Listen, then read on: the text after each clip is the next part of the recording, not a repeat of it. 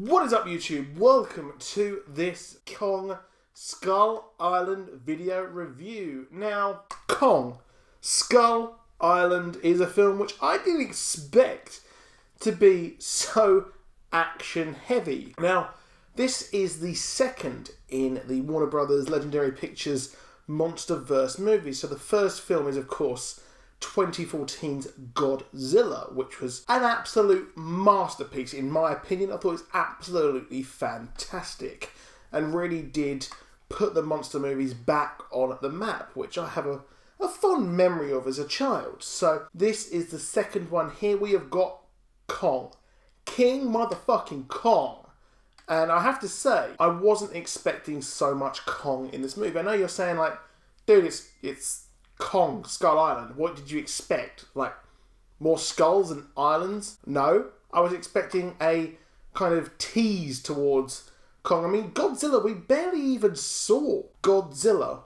But this film, it is set during the time of it starts in World War II. And then we move over to Vietnam. So this is sort of the same direction and look as Watchmen, Batman vs Superman, because it's done by Larry Fong, who is absolutely superb. And I have to say, this film looks stunning. I did see it in 3D, just because I went for dinner before and I didn't have the chance to make the 2D version, so I had to stump up the extra for the 3D. Now, the 3D was actually pretty good. I mean, if you're like me and you found yourself having to watch 3D and you don't like 3D, and you can't remember the last time you watched a 3D movie, well, you're going to like this. It is actually pretty good, even though your eyes do adjust and it looks darker and all that kind of shit.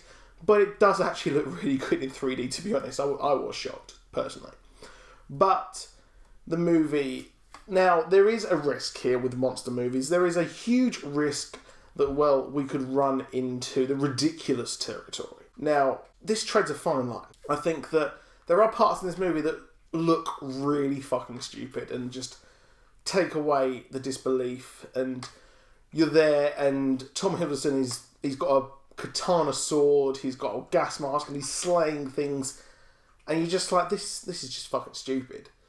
Especially as well, we see a character put his knife in a tree, and then we see the tree that he's sitting on turns out to be a monster. It's like, what is this, fucking Alice in Wonderland? This film does start off really seriously. So we have Monarch, which is the company also in Godzilla. So this is a connected universe, people. We are through the looking glass. We've got a connected MonsterVerse in here. Now, if you clicked on this expecting the post-credit scenes, I will discuss that at the end of the movie, or the end of the video, rather, just because of major spoilers here. So, this does start off really serious. We do kind of head into the ridiculous territory. It starts off kind of like the Peter Jackson King Kong movie, where we have a serious nature, and then it kind of gets a bit ridiculous. So we have John Goodman's character wanting to investigate this island, and then he gets a military escort, which is a bunch of Vietnam soldier or American soldiers in Vietnam, and he gets them to attack. Now,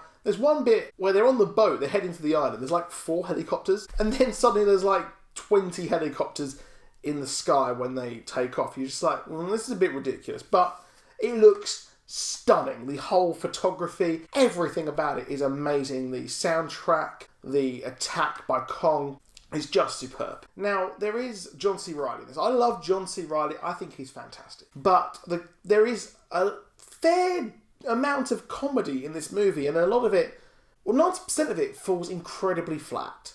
The comedy just isn't funny. Maybe it's not that it isn't funny, it's just, at the time, the pacing, or even the jokes, they just don't work in this setting. And you see John C. Reilly in this movie as a stranded pilot, and his jokes are just, they don't work in the context of the movie. I'm a John C. Reilly fan. It's not him. It's just the fact that the movie didn't need this.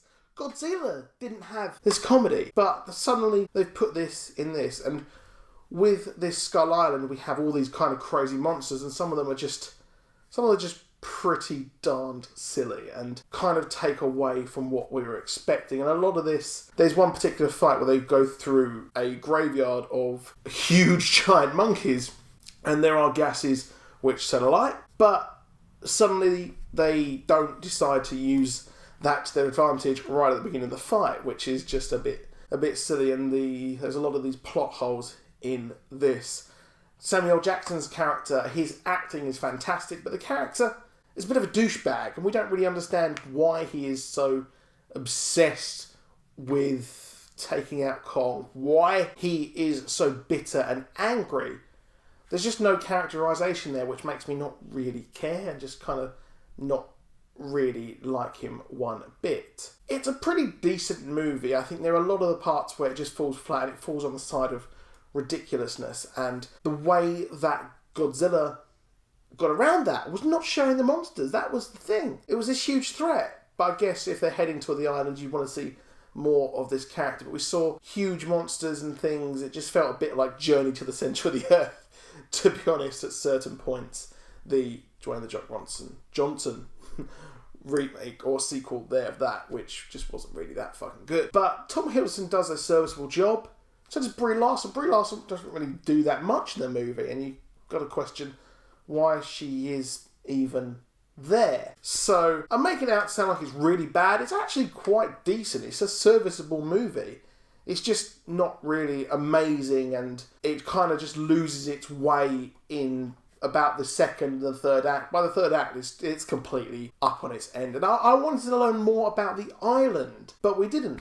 It was all about trying to kill Kong. I wanted to learn about this hollow earth that's there, but we never actually learned about that. So what I would say, go check it out. If you liked Godzilla, and if you want to hear more about this movieverse, this monsterverse that they're creating, then do check it out. But I did find that at the start it did feel more like Godzilla, the tone, the style, and then it headed into the ridiculous territory. But with this, there are post-credit scenes. So if you don't want to know what the post-credit scenes are, please you stop. Okay, we're here. So the post-credit scene, it ends up with two of our characters surviving, and then what happens is we have a Monarch employee come in and interrogate them, and then reveal that monsters do exist, and there are other monsters on the Earth. And they show cave paintings of Godzilla, and, well, they show Mothra, Rodan, King Ghidorah, I think that's how you pronounce it. And also, after this whole scene is done, we then have the scream of Godzilla, which then obviously leads into Godzilla, which this is sort of a prequel to, kind of. So it's pretty neat there, and they're setting up. The next one is Godzilla. We've got a Godzilla sequel coming up. So that's it for this video. Please drop a like. Please do subscribe. I'll see you soon. Goodbye.